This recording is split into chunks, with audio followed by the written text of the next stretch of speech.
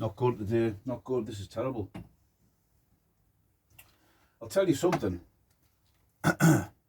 Technology. God, put my glasses on here. I've just done this video. I was literally wrapping it up and then the storage thing crapped itself.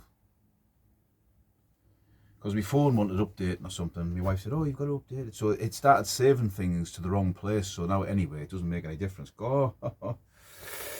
Right. Okay, we'll get back to where we were. I'll have to start all over again. Right, Stan, here we are in the man cave. Saturday afternoon. Top drinking tuning on. M59, Yugoslavian. So this artillery regiment was disbanded in 2000, I think, 99. It's got a beaver tail in the back. Quite a nice item. I even think you could probably walk about in this, couldn't you, in the town. Then again, maybe if you were in Covent Garden or York or somewhere nice. Not around here. No, definitely not around here. You're better off having something like Air Max written across your jacket or tattoo on your neck. Usually helps. Anyway, new glasses, reading glasses on. Can't believe I've just done this video. With jokes as well, so they're probably going to sound staged. But anyway, these glasses. We went with my uncle the other day to get new glasses, and he's got the same name as me. I think he gave him the wrong ones. I can't see properly out with them. I look like Donald Pleasance out of Where Eagle Has Landed. The Eagle Has Landed. You know where Robert Duvall says, may I smoke, Herr Reichsführer? And Donald Pleasance goes, no, you may not, Herr Oberst. Enough of the jokes. Enough of the jokes. It does sound staged. I've already done this, see? No, you come on here for serious military, don't you? Not idiocy. Right, so, one thing I did forget to say in the last one. I was a big fan of fireworks when I was younger. Up until my little younger relatives grew up. Always family time with the kids, you know, having bonfires. They're all grown up now. So, who's letting fireworks off at this time of the afternoon? You know what I mean? In this day and age of health and safety, who's been buying fireworks and letting them off every night? Not in my immediate vicinity, but not far away. And you think, about time it stopped, I think. Organised displays only. I'm sorry if I sound like a damp squib, but that's how I feel about it anyway. So, we muster up some enthusiasm for doing this video, because I've just bloody well done it. Right, okay. So, this isn't about Bren guns as such. I've got my books here to help me. I'm not going to be doing it all from memory or writing it down and memorising it. Can't be bothered. The truth is. So it's more about, like, I'll read out some info out one of my books, show you a couple of photographs, and then we'll just concentrate on my Bren, because there is a bit of a mystery surrounding it. That I've been on I'm sure I put this on the War Relics forum a few years ago. Unsure, I think I did.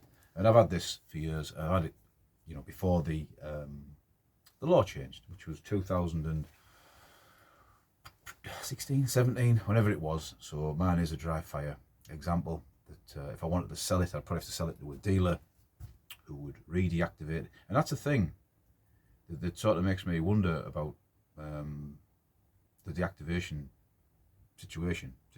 Or I work in engineering. I know what these fellas are using: cutting discs, grinders, and welding equipment. And I would bet it's not some little old bloke with a beard and a brown frock coat on. It's just probably someone like me. I know they'll probably be qualified gunsmiths. I'm not saying they're not, but I would bet you it wouldn't take 2 hours to deactivate a weapon. I bet you it wouldn't. And the one I got, the PPS 43, they hadn't even took the rag off where they cut through the grinder, and because it was the way it's deactivated, I had to get a really small file in to clean it off. And I just think, you've had the gun apart. Like, if I'm in the workplace and I make something like that, you take the rag off. I've just paid on people. People are paying good money for these things, and sometimes they're butchering them, in my opinion.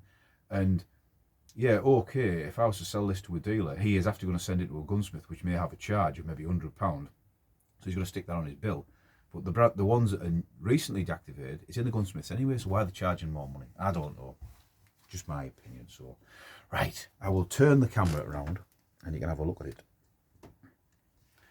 Have a look. There we go. I'll just pause. There you go. You see that? There's me Bren. That's me Bren Mark II, made by Monotype. There you go. Just alter it down a little bit more. Let's get it in the picture. Right, okay. So, where were we? I'll have to find the bit of paper I was looking at there. Anyways, 2 seconds, pausing again. Back in the room. If this goes wrong this time, I'm just going to pack up for the day. I won't be bothered anymore with it. Right, so the Enfield, the Bren was based on the Mkii ZB VB26, which was a Czechoslovakian machine gun. Had various derivatives of, variations of, and it was built under license in the UK. And I do have a picture of it here somewhere. If you bear with me, everything's falling apart today. This isn't good. 2 seconds. I have to pause you again. Right, let's get back on track because I'm gonna lose patience with myself. So there you go. That's the Czechoslovakian CV26 and 30, which the Bren was derived from.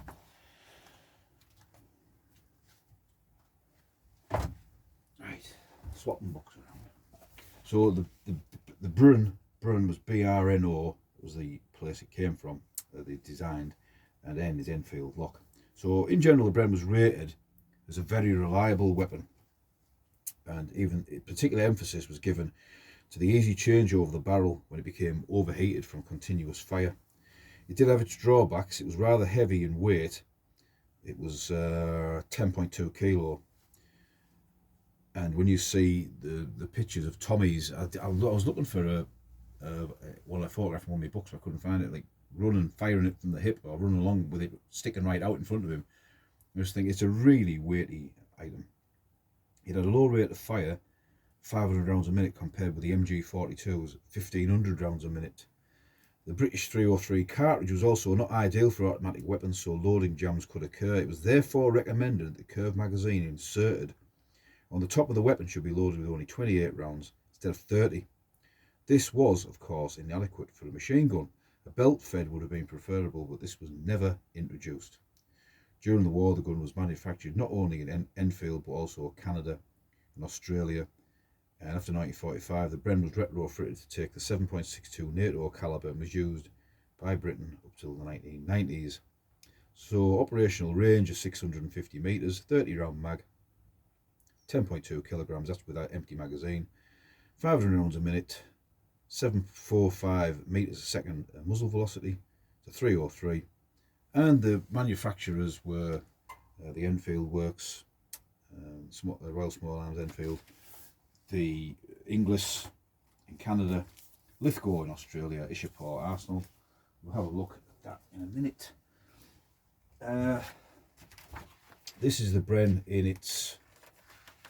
There was Mark 1, Mark 2, Mark 3, Mark 4, and the L4, which is the more modern one. So there's the Bren in its sort of anti-aircraft role. Very versatile weapon. Now, the weapons that were left at Dunkirk by, pardon the pause, weapons were left at Dunkirk by the British Expeditionary Force even gave the Germans a useful stock of Bren guns. These were designated Leitcher MG 138E. E means English, I think. So when they were retooling up, making more Bren guns, it was decided to make the Mark II, which is has less bits on it, if you like. You see all the stock with a folding handle, etc., etc., etc. So it was very accurate as well, and it outlived a lot of other ones of that era, weapons of that era. So it became the L4. Right. Oh, I'll tell you what, I'm losing the will to live here. I literally have just done like 10 minutes of this, 15 minutes of this, so you have to bear with me. I just want to show me, but I should just come on and say these me Bren, that's it, see you later. Right, we'll go through this again. So the Ishapore Arsenal, like I said, Lithgow Small Arms Factory, New South Wales, John Inglis and Company, and in Britain it was the Royal Small Arms Factory in Enfield, but also the Monotype Group, which is what this one was made. It was a weapon that saw a lot of action throughout World War II and beyond. The users there's a lot. So I am going to read them out. Bear in mind I've already done this once. Let me get to the Bren. So Algeria, Australia, Bangladesh, Barbados, Belize, Belgium, Biafra, Botswana, Kingdom of Bulgaria, Canada, Chadian Frontlat, Central African Republic, Croatia, People's Republic of China, Republic of China, Democratic Republic of Congo, Central African Republic, Cyprus, Denmark, Egypt, France, Free French, French Resistance, Vichy France, and the captured Brens were issued the milice, who I've mentioned before in other videos. Nasty bunch of people, paramilitaries, Gambia, Ghana, Greece, Grenada, Guyana, Hong Kong, India, Indonesia, Iraq, Ireland, Irish Defence Forces, remained in use Irish Military Reserve Forces until the early 2000s. Israel, Italy, so that was used by partisans and the Italian co-belligerent army. Jamaica, Empire of Japan, captured weapons. Jordan, Kenya, North Korea, Lesotho, Libya, Luxembourg, Malaysia, Myanmar, Mauritius, Nazi Germany used captured examples under the designation 7.7 Leichus MG138E. Nepal, they used the L4. Netherlands, New Zealand, Nigeria, Norway, Pakistan, Papua New Guinea, Poland, Portugal, Rhodesia, Seychelles, Sierra Leone, South Africa. Poland, by the way, was a Polish underground state and Polish armed forces in the West during World War II. South Africa, Sri Lanka, there was Ceylon Defence Force, World War II. Suriname, Swaziland, Tibet, Tonga, Trinidad and Tobago, Uganda, United Kingdom state, Vietnam used by the Viet Minh, which I think they were the ones who fought the French. Viet Cong were the ones who fought the Americans, I believe. Soviet Union, supplied by the United Kingdom during the Lend-Lease program. Yugoslavia, used by partisans and Chetniks during World War II. And finally, Zimbabwe. There was obviously as well the Bren gun carrier, which was a little light armoured sort of tracked vehicle. One of these could be put into. And yeah, so that's about it. If you want to look at the different rounds,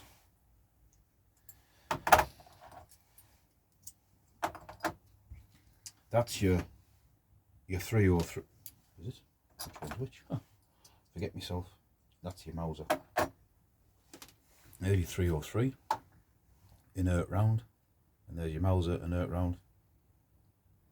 Very similar in size. Out of an MG 42, MG 34 is coming at you 1,000 rounds plus a minute. This is half that. So yeah, with MG 42 is 1,500. So yeah, big difference. Oh dear me. Still got a cold. I've always got a cold, mate. It's one of them people. Right, I have to take a light refreshment. So let's get to my Bren. Obviously this is deactivated Bren gun, and you're not allowed by YouTube policies to say how much you paid for it, where you got it from. Suffice to say that I got this before the law changed, and this is a dry fire version. I can't remember when it was deactivated. It's on the certificate. It was late 90s or early 2000s, but the barrel does not remove, but it does. The clip comes up, the barrel release catch, which they don't all, from that era, don't all apparently. So yeah, that's pretty good. You got your side lever on here, which is for, I believe, your anti-aircraft fire and for running, shooting at the hip, if you like. The empty cases, cartridges, cases, shell cases come out the bottom of this. I remember in the Army Cadets, we had the drill practice DP Brens, and I remember, we doing a practice, and I put my hand under there like that, and I was told, yeah, you just damaged your hand, you just burnt your fingers, so they come out there. 30 round curved box magazine, and it is a bit. And at first I was thinking, that doesn't feel right. But a couple of people have said to me it's to do with the deactivation process. Other people have said they're all like that. So it's not something to worry about. I probably should get some more Bren gun magazines. I've only got the one, so that would be nice to get one of them, I think. So I'll get some more because they are fairly cheap. I'm not going to be able to turn this around for you to look at it, but there's your sight. It doesn't have the more complicated system of the Mark 1. I sound dead serious, don't I? It's probably I'm on a downer. I was more chirpy before. So this is as far as I got, and the bloody thing went off. So if you look down the sights here, the end sight, the foresight at the end, it's slightly twisted round. Now there is a screw on the top. maybe it just wants tapping around, or maybe the barrel's being welded in place slightly askew. But yeah, it's not too bad. I haven't bothered with the blocking up the covering up the serial numbers. You're not going to be able to see them in this gloomy light anyway. I know some people are concerned. Got a strong sling with it. I say it's a very heavy piece of kit. Does field strip. I've already done that a couple of times. It's not something that too bothered about. I suppose if you were taking it to a show, reenacting show, you would be able to show the public how they did come apart, how you clean them, all the selector switches work, etc. And the moment you've been waiting for, it does dry fire now. So I don't know whether when you cock it in the field, would you cock it like that, and would you leave the charging handle there, or would you push it forward? Does it make any difference? I don't know about that. So yeah, now what will probably happen when I fire this, when I pull the trigger, is it won't sound very loud on the. It does something to the microphone. It's like bing, you know. It doesn't really sound as loud as it does. It actually hurts your ears a little bit. You hurt your ears, but so not sights up as if we are engaging the enemy. It does have quite a bang to it, to be honest. So it probably isn't coming across on the video. I'll do it again. That does have a kick. One more time, so you hear the action getting cocked back. So there, that. So would you push that forward or not? I don't know really. It would stop it flying forward, wouldn't it? So for the purposes of the video, we'll leave it there so you can actually see it go. Yeah. So that. I mean, so I've got deactivated PPS 43 in EU certificate, and it doesn't dry fire. And I have to say that, you know, in the United Kingdom, the gun laws are really strict, and probably, you know, it's where they should be. But I can't for the life of me imagine what it'd be like to buy something like this and it doesn't dry fire, because that's all part of the fun, the mechanism working. You don't need a real firing one, do you? Obviously, you know, that would be madness to let people have them. But deactivated as it is, I don't see a problem. You know, obviously, when I get rid of it, when I, you know, pass away or whatever happens, or sell it, this is not going to be a dry fire weapon anymore. It will become you know, it'll be butchered again. So, which is a shame, really. But it is a nice, really nice item. It's probably probably the peak of my collection, if you like. It's a really nice item. I just wish I could display it a bit better, if you like, because it's such a big thing. Now, so on the side there, 1943 Bren Mark II. Now this is not going to come up on the camera. It doesn't matter if I even hold it right up to it. But basically what you've got here, when I bought it, I said, I'm not going to say who the dealer was. He said that it's an unusual one, probably being mounted on an armoured vehicle, his words, not mine, because it's been painted green at some point, and there is the remnants of green paint under there on both sides. I think it's more on the other side. So if anybody's got any idea why the Bren might have been painted green, could have been the service with another country, but all the marks on it, just to me, they're just British marks. There's nothing on there like you know, I think sometimes other countries put stamps on. There's nothing on there like that. So yeah, that's me Bren. Obviously the magazine comes out. There you go, magazine goes back in, and it is a really nice piece of gear. I apologise again if I'm coming across as a bit jaded, but it sort of happens to you when your video goes, just stops in the middle. That's why I should learn to edit things, shouldn't I? Really, I think that's about it. So yeah, Steel Helmet Stan finally got his Mark II Bren out, and hope you like it. Yeah, I certainly do. Probably should get it. I probably should get it into a display, so I've got it out all the time. I've just got a load of German World War II photographs, letters, and RAF stuff, and I'm getting to a point now where I really should have certain areas, certain items in certain displays. I've got East German stuff in here, East German stuff upstairs. I've got stuff spread out all over. Should consolidate it so that if a person came to see my collection, they would just be able to go, I get what that is, rather than bits everywhere. So for one more time before we go, we'll dry fire it. I'll just hold it there. Yeah, that's pretty cool. That is. So, this is Stan. This might liven me up a bit, mate. The button's back. So, see you in another video. That is 20 minutes. Too much of me. See you. Go off. They've just turned the telly off. Off. This thing just takes the... Oh, my phone goes off. This just won't turn it off. Right, see you.